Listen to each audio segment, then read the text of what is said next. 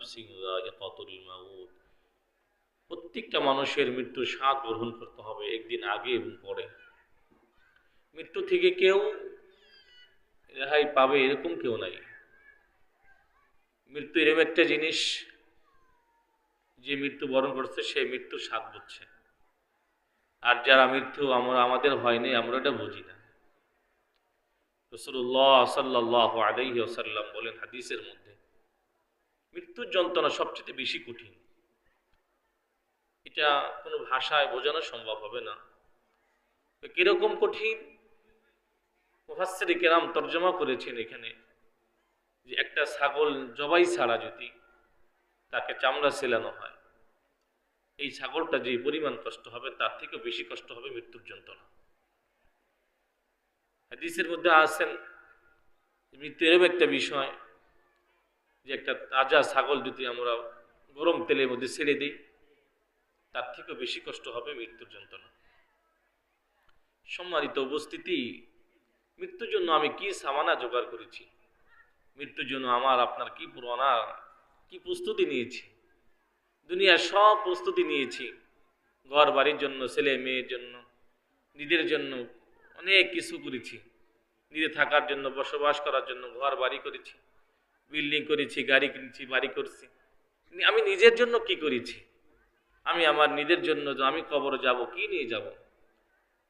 আমাকে যখন আমার দুনিয়া থেকে চলে যাব, হায়াত শেষ হয়ে যাবে, আমি কি নিয়ে কবরে যাব? আল্লাহ আমাকে তো জিজ্ঞাসা করবেন, তোমাকে আমি 60 বছর জিন্দেগি দিয়েছিলাম, 70 বছর জিন্দেগি দিয়েছিলাম, এই 70 বছর 80 বছর জিন্দেগি তুমি কি করছো বান্দা, বলো? কোনো জবাব থাকবে না। দোস্ত, এই জন্য মৃত্যুর জন্য আপনার আমি কি করেছি? দুনিয়ার জন্য, ছেলে মেয়ের জন্য যেখানে যা প্রয়োজন ছিল, যা দরকার ছিল সব করেছি। ছেলের জন্য প্রয়োজনে গাড়ি করে দিয়েছি, বাড়ি করে দিয়েছি, একটা গাড়ি জায়গায় 2টা গাড়ি করে দিয়েছি, মিলের আলাদা গাড়ি, ছেলের আলাদা গাড়ি, স্ত্রীর জন্য আলাদা গাড়ি, নিজের পার্সোনাল গাড়ি, সব করেছি। কিন্তু আমি নিজের জন্য কি করেছি? আমি যে মৃত্যুর পর আমি আমার রবের কাছে যাব, মালিকের কাছে যাব, কি নিয়ে যাব? আমি যে আমার রবের কাছে যাব, আসল মালিকের কাছে যাব, যখন আমার মালিক আমাকে জিজ্ঞাসা করবেন যে বান্দা কি নিয়ে আসছো, আমি কি জবাব দিব? ওমর ফারুক রাদিয়াল্লাহু তাআলা আনহু থেকে বলেন, ওমর ফারুক রাদিয়াল্লাহু তাআলা আনহু বলতেছেন যে আল্লাহ আমাকে জিজ্ঞাসা করলে আমি কি জবাব দিব? কি নিয়ে যাব কবরে? মালিকের কাছে যাব, আমি কি নিয়ে যাব? কিন্তু আমাদের দুনিয়ায় সব বলে ফেলছে, আমাদের গাড়িতে বলে ফেলছে, বাড়িতে ঘুরে ফেলছে, সুন্দর নারীকে বলে ফেলছে, কিন্তু আমি আমার নিজেকে নিজেই চিনতে পারি নাই। আমি মৃত্যুর পরে কোথায় কোথায় যাব, কোন জায়গায় আমাকে মাটি দিবে, সেই জায়গাটা পর্যন্ত আমি নির্ধারিত করতে পারি নাই। আমি মৃত্যুর পরে আমার কোথায় কবরস্থান হবে, কার পাশে কবর হবে, কোন জায়গায় কবরস্থান হলে আমি কবরের মধ্যে শান্তি থাকতে পারবো, এটা তো আমাদের নিয়ে কোনো ফিকির চিন্তা ভাবনাই নেই। এই জন্য রাসূলুল্লাহ সাল্লাল্লাহু আলাইহি ওয়াসাল্লাম বলেন, ওই ব্যক্তি জ্ঞানী যেই ব্যক্তি তার নিজেকে নিজে ভুল চিন্তা করে, যে নিজেকে নিজে চিন্তা করে যে আমি মৃত্যুর পরে কোথায় ঘুমাবো, কোন জায়গায় ঘুমাবো, আমার মৃত্যুটাতে কি হবে, কেমন হবে, ইমানের সাথে হবে না বেঈমানের সাথে হবে। যদি ইমান আমলের সাথে যদি আমার মৃত্যু হয়, তাহলে আমার নেক কাজগুলো করতে হবে। আল্লাহ রাব্বুল আলামিন আমাকে যেই কাজগুলো করার জন্য বলেছেন এই কাজগুলো আমি করব, আর যেই কাজগুলো আমাকে আমার রব, যেই রব আমাকে এত সুন্দর করে বানাইছে, হাত দিয়েছে, পাও দিয়েছে, চক্ষু দিয়েছে, এত সুন্দর করে আমার মালিক আমাকে সাজাইছে, যে আমি আমার মালিকের এত সৌন্দর্য সাজানোর বাগানটাকে আমি কোনোদিন নিয়ামতের শুকরগুজার করি নাই। আমি আমার মালিকের কাছে কোনোদিন দরখাস্ত দেই নাই, মালিক আপনি আমাকে এইভাবে বানান, এইভাবে আমাকে আমার হাত দেন, এইভাবে আমার পাও দেন, এখানে আমার চক্ষু দিলে সুন্দর দেখা যাবে, এখানে আমার নাক দিলে সুন্দর দেখা যাবে, এখানে আমার কান দিলে সুন্দর দেখা যাবে, এখানে আমার ভুরুগুলো দিলে সুন্দর দেখা যাবে। আবার ভুরুগুলো আমি যদি বড়গুলো চুল দেই তাহলে আমাকে চেনা যাবে না, দেখা যাবে না, আমাকে হায়ানের মতো দেখা যাবে। এই জন্য আমার মালিক আমাকে সুন্দর করে মৃত্যু পর্যন্ত, কিয়ামত পর্যন্ত আমার মালিক যে আমাকে ভুরুগুলোর উপর পশম দিয়েছে, মৃত্যু পর্যন্ত আমার মালিক আমাকে এইভাবেই পশমগুলো থাকবে, 1 সেকেন্ড 1 বিঘত বড় হবে না, 1 হাত বড় হবে না। কথা বলেন ঠিক কিনা? মুসলমান ভাইরা আমার কথাগুলো খুব দিল দিয়ে শোনো। অল্প সময় তাহলে আমার মৃত্যুর চিন্তা আমার করতে হবে, মৃত্যুর সামানা আমার জোগাড় করতে হবে। কিভাবে মৃত্যুর সামানা জোগাড় করলে আমার রবের কাছে আমি শান্তিদায়ক পাবো, আমি আমার রবের কাছে আরামে থাকতে পারবো?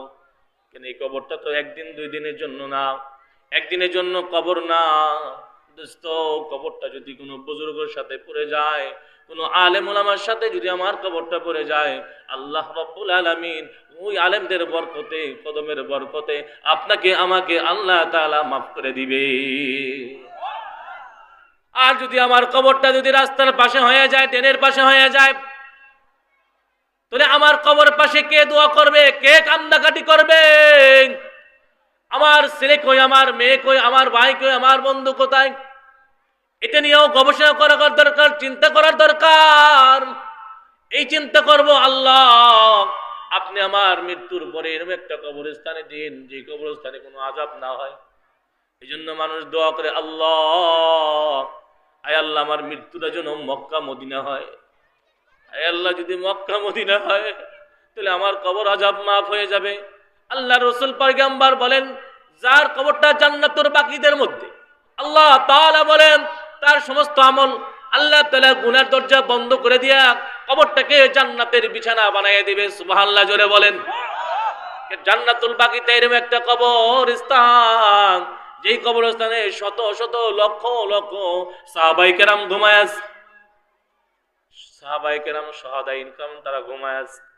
এই জন্য জান্নাতের বাগিতে যিনি জিনিস হবেন তার কোনো কবর আযাব হয় না। আল্লাহু আকবার জোরে বলেন।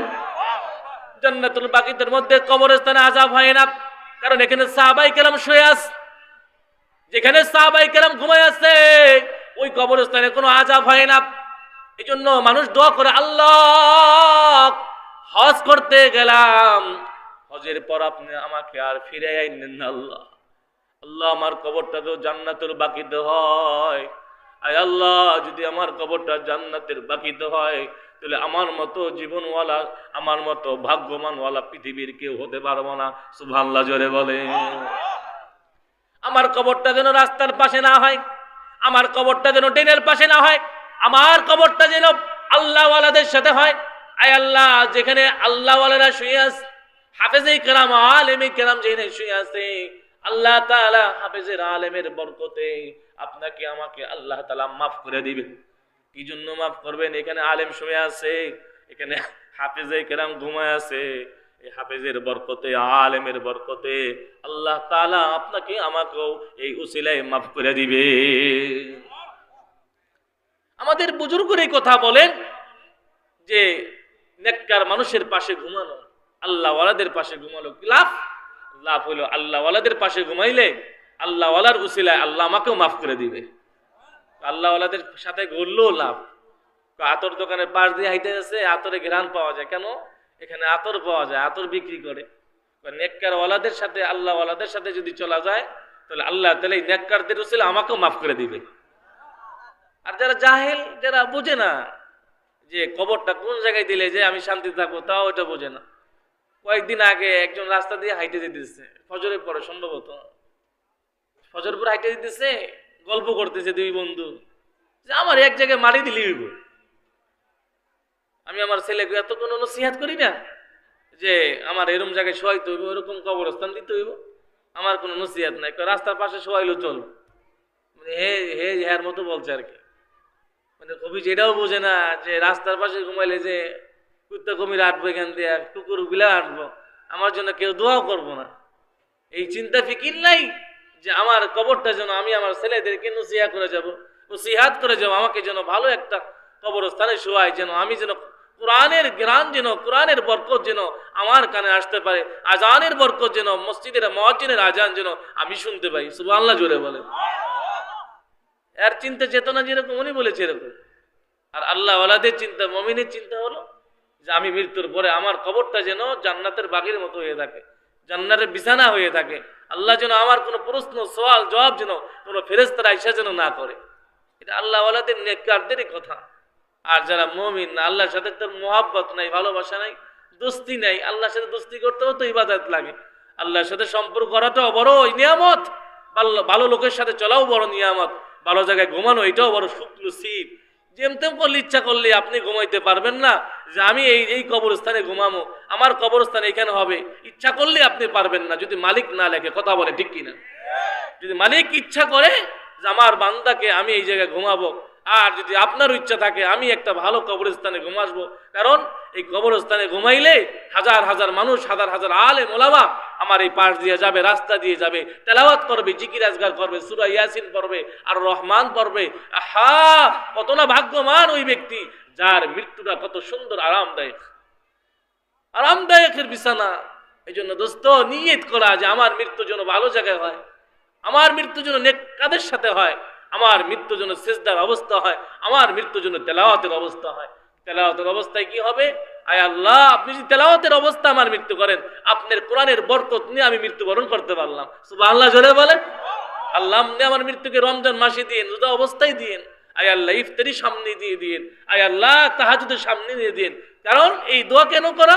এই দোয়া কারণ করা হলো রমজান মাস, আল্লাহ কবর আযাবকে মাফ করে দিয়েছেন, এবং আমি রোজা অবস্থায় ইন্তেকাল করলাম, আমি আল্লাহর কাছে কথা বলতে পারবো, আল্লাহ আপনার মাহে রমজানের বরকতে আপনার মাহে রমজান দিয়েছেন, আয় আল্লাহ আপনাকে মহব্বত করে রোজা রেখেছি, আয় আল্লাহ আপনার ভালোবাসায় তো রোজা রেখেছি, আয় আল্লাহ আপনার ভালোবাসা পেয়ে আপনি আমাকে নিয়ে গেছেন, আল্লাহ মেহেরবানি করে আপনি আমাকে মাফ করে দেন।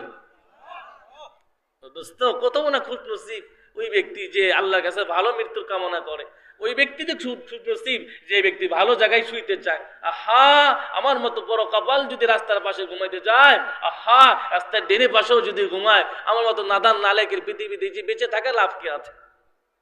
সে তো এটা বুঝে না, এটা আসলে কি কবরে কি হবে, হিসাব কিতাব কি হবে, মনে করবো ছেলে মেয়ের আমাকে রেখে দিয়ে আসছে, আমার তার কিছুই নেই, সব শেষ। না, এটা তো পরকাল নেই, এটা তো মাত্র শুরু হয়েছে। আবাদান আবাদ, আবাদান আবাদ, চিরনসীব আমার মালিকের দরবারে থাকতে হবে। কথা বলে ঠিক কিনা? থাকতে হবে। এই জন্য ভালো নিয়ত করা, আল্লাহ আপনি আমাকে ভালো একটা মৃত্যু দান করেন, আয় আল্লাহ আমি যেন রমজান মাসে রোজা অবস্থায় মৃত্যুবরণ করতে পারি, আয় আল্লাহ রমজান মাসে সিজদার অবস্থায় যেন আমি মৃত্যুবরণ করতে পারি, আয় আল্লাহ আপনি আমার মৃত্যুর এরম দিয়েন, তেলাওয়াতের অবস্থায় দিন, আল্লাহ আমি যেন তেলাওয়াত করতে করতে আপনার স্বাদ গ্রহণ করতে পারি, আয় আল্লাহ আপনার সিজদার অবস্থায়, রুকুর অবস্থায়, তাসবির অবস্থায় আপনি আমাকে মৃত্যু দিয়েন মালিক। যদি আমাকে মৃত্যুটা এরকম সময় দেন মালিক গো, হয়তো না আমি নাজাতের জরিয়া পাবো। ও মালিক, আপনি যদি আমাকে মৃত্যুর এরকম ভাবে দেন, গুনাহের অবস্থায় দেন, জিনা অবস্থায় দেন, ফাহিশাতের অবস্থায় দেন মালিক, তাহলে আপনার যে জাহান্নাম বানিয়েছেন মালিক, ওই জাহান্নাম ছাড়া আপনার উপায় থাকবে না। আর যদি মালিক দয়া করে মায়া করে মহাব্বত করে যদি মালিক, আপনি গুনাহগার আপনিও জানেন মাওলা, সাত রাত্রের গুনাহটাও আপনি জানেন, দিনের গুনাহটা করছি এটাও আপনি জানেন মালিক, পৃথিবীর কেউ জানে না মালিক, আপনি ছাড়া কেউ জানে না। ও মালিক, সারা জীবন গুনাহ করতে করতে দিলটাকে কালো করে ফেলছি, অন্ধকার করে ফেলছি মালিক গো, আপনি আমাকে এরকম একটা মৃত্যু দিয়েন যেন রমজান মাসের রোজা অবস্থায় আপনি আমার মৃত্যু দিয়া আমাকে জান্নাতের মালিক বানাইয়া দিয়ে। আল্লাহ, মুমিন রাস্তা দিয়ে হাইটে যেতেছে, মুমিনের মৃত্যু কি জিনিস বলতেছে, আপনি আমি আজরাইল। মুমিন দেখেন কি মুমিন, কিরকম মুমিন, রাস্তার পাশ দিয়ে হাইটে দিতেছে, সাথে এরকম গামছা কাঁধে করে রাখছে, বলতেছে আমি আজরাইল আপনার জান কবজ করতে আসছি। আজরাইল আমি আপনারই খুঁজতেছি। আল্লাহু আকবার জোরে বলেন। আমি আপনারই খুঁজতেছি, আপনার অপেক্ষাতে বসে আছি, একটা মিনিট 2টা মিনিট আমাকে সময় দেন, 2টা মিনিট সময় দিলে আমি ইনশাল্লাহ আপনার জন্য প্রস্তুত হয়েছি। কি 2টা মিনিট? এই যে আমার হাতে গামছাটা আছে, এই জায়নামাজটা বিছে গাই, আমি গামছাটা বিছাই দিব, 2 রাকাত নফল নামাজ পড়বো, তারপর আপনি আমাকে মৃত্যুবরণ করে নিয়ে যায়। সুবহানাল্লাহ কইতেন না? মুমিনের মৃত্যু কি জিনিস দেখেন, কি মৃত্যুর জন্য কি প্রস্তুতি নিয়েছে, কি এর মতো কোনো ভয় নাই, ভীতি নাই, কারণ সে মুমিন, যে মুমিন হওয়ার কারণে মৃত্যুর কোনো ভয় পেতেছে না, যে মুমিনের কোনো মৃত্যুর কোনো ভয় নাই, কারণ মুমিন জানে মৃত্যুর পরে আমার মালিক আমার জন্য জান্নাত রেখে দিয়েছে। মুমিন জানে, কথা জানে। অনেক সময় আল্লাহ রাব্বুল আলামিন বলেন, মুমিনকে অনেক সময় জান্নাত দেখায় চোখের সামনে, এই যে মুমিন তোমার জান্নাত, এই যে দেখো এটা সাজাই রেখেছি তোমার জন্য, এই যে নাত নিয়ামত, এই যে এটাই ইন্তেকালের পরে তোমার, কারণ দুনিয়ায় তো কিছুই চাও নাই, দুনিয়া কিছু পাও নাই, দুনিয়া তোমাকে দেই নাই, আমি আল্লাহ তোমার জন্য আখিরাতে এই যে রেখে দিয়েছি, এটা তোমার জান্নাত। সুবহানাল্লাহ, জোরে আওয়াজ দিয়ে বলো। তুই যাই নামাজ বিছাই দিছে, 2 রাকাত নফল নামাজ পড়ছে, বলছে ভাই আমি আজরাইল দেয়নি, আমি আপনার অপেক্ষা এতদিন ধরে বসে আছি, আপনি আমার জানটা কবজ করবেন, মাত্র 2 মিনিট সময় দেন। মুমিন যাই নামাজটা বিছাই দিয়া মালিকের দরবারে সিজদায় পড়ে গেছে, 2 রাকাত নফল নামাজ পড়ছে। আল্লাহ, এই যে মৃত্যু, আপনার ধীরে ধীরে অপেক্ষায় করতেছিলাম, আয় আল্লাহ আপনি আজরাইলকে পাঠাইছেন, আয় আল্লাহ আমি মৃত্যুর জন্য প্রস্তুত রয়েছি। এই যে ওযু আছে, যাই নামাজ, এই যে গামছা দিয়ে 2 রাকাত নফল নামাজ পড়ে আপনি আমাকে সিজদার অবস্থায় মৃত্যুটা করেন। আল্লাহ, আপনি আমার মৃত্যুটা যেন সিজদার অবস্থায় নিয়ে যান। ও ভাই আজরাইল, আমি যাই নামাজের নামাজ পড়ব, আমি সিজদার অবস্থায় আপনি আমার জানটা কবজ করবেন।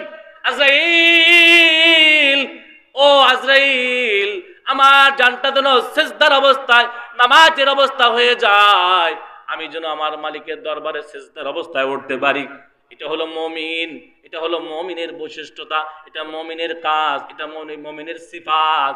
এইজন্য দোস্ত, অল্প সময় কথা বললাম, এইজন্য মৃত্যুর জন্য প্রস্তুতি গ্রহণ করা, মৃত্যুর জন্য পুরোপুরি থাকা, যেন আমার মৃত্যুটা যেন ইমানের সাথে, আমলের সাথে, ইখলাসের সাথে, আল্লাহ যেন আমাকে মৃত্যু দান করে। জোরে বলেন আমিন।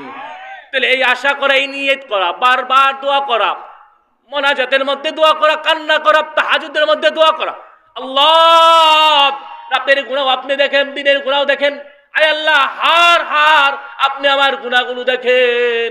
ও মালিক রে, আপনি দয়া করে, মায়া করে, মোহাব্বত করে আপনার কাছে তওবা করি, আপনার কাছে ক্ষমা চাই, মাফ চাই।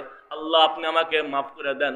রমজান মাস আসছে, আল্লাহর কাছে বেশি বেশি দোয়া করা, আল্লাহর কাছে বেশি বেশি কান্নাকারি করা, আল্লাহর কাছে বেশি বেশি তাসবিহাত আদায় করা, আর নেক কাজে দোয়া করা, খারাপ কাজ থেকে হেফাজত করা, খারাপ কাজ থেকে দূরে থাকা, তওবা করা। আয় আল্লাহ, খারাপ কাজ আর করব না। আল্লাহ, যদি আমি, আমার ইন্তেকাল যদি বদ আসলের কারণে হয়, আল্লাহ বদগামীর সাথে হয়, আমার মৃত্যুটা হবে জাহান্নামী। আর যদি নেক কাজের সাথে হয়, তাহলে আমার মৃত্যু হবে জান্নাতি। এই জন্য জান্নাতি মৃত্যু দরকার আছে কি নাই, জোরে বলেন। কে কে জান্নাতি মৃত্যু চায় হাত তুলে মালিককে দেখান, বলেন আল্লাহু আকবার।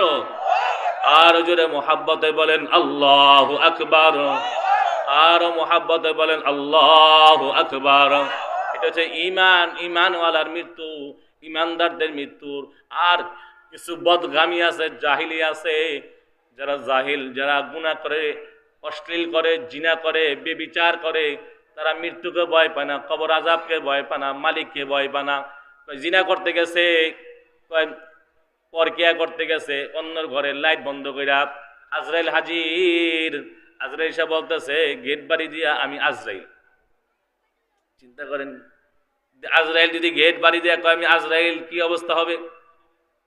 দেহটা কোন পর্যায়ে যাবে, কলিজারা কি অবস্থা থাকবে? দুজন গুনার মধ্যে আছে, পুরুষ ও মহিলা দুজনের পরকিয়ার মধ্যে, জিনার মধ্যে লিপ্ত, আর এর মধ্যে যদি আজরাইল গেট বাড়ি দেয়, কি অবস্থাটা না হবে? যদি বলে আজরাইল আপনার কাছে ক্ষমা চাই, মাফ চাই, আমার 2 ঘন্টা সময় দেন, তওবা করুন, সুযোগ আছে নিজরে বলেন?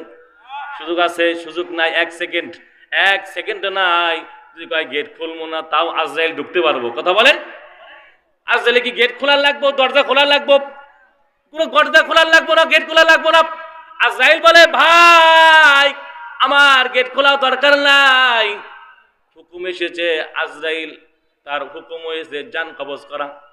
1 সেকেন্ড আগেও না, 1 সেকেন্ড পরেও না। আজরাইল নিজেও জানে না কার মৃত্যু কোন সময় হবে, একদিন আগেও জানে না, একদিন পরে জানে না, 1 ঘন্টা আগেও জানে না, 1 মিনিট আগেও জানে না। কে জানে, জোরে বলেন, মোহাব্বতে বলেন, কে জানে? ওই আল্লাহ জানে কার মৃত্যু কখন হবে।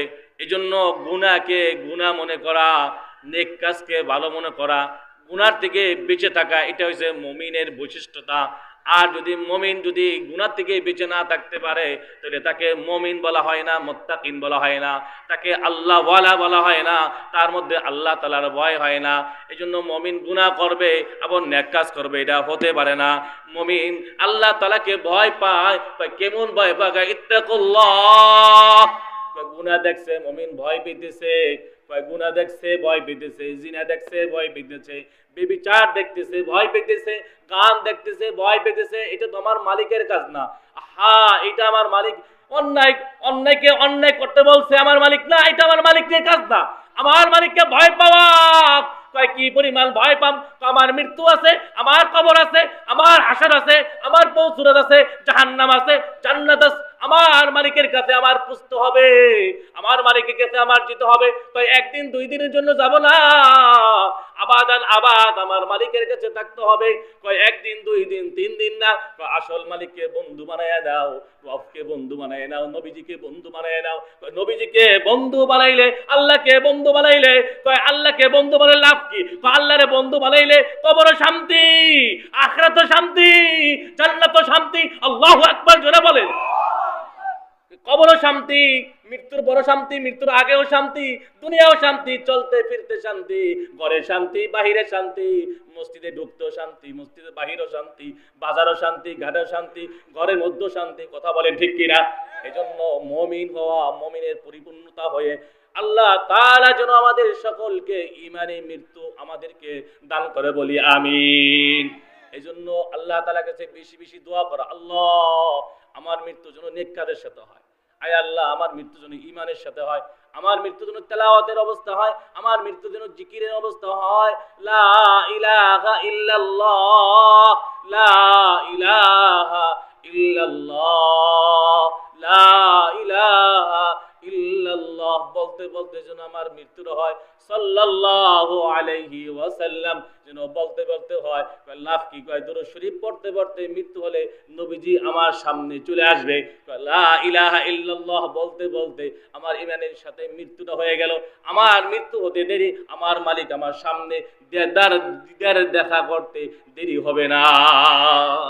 এজন্য নেক কাজের সাথে মৃত্যুবরণ করা, আল্লাহ রাব্বুল ইজ্জত আমাদের প্রত্যেককে যেন নেক কাজের সাথে মৃত্যুবরণ করার তৌফিক দান করে, বলি আমিন।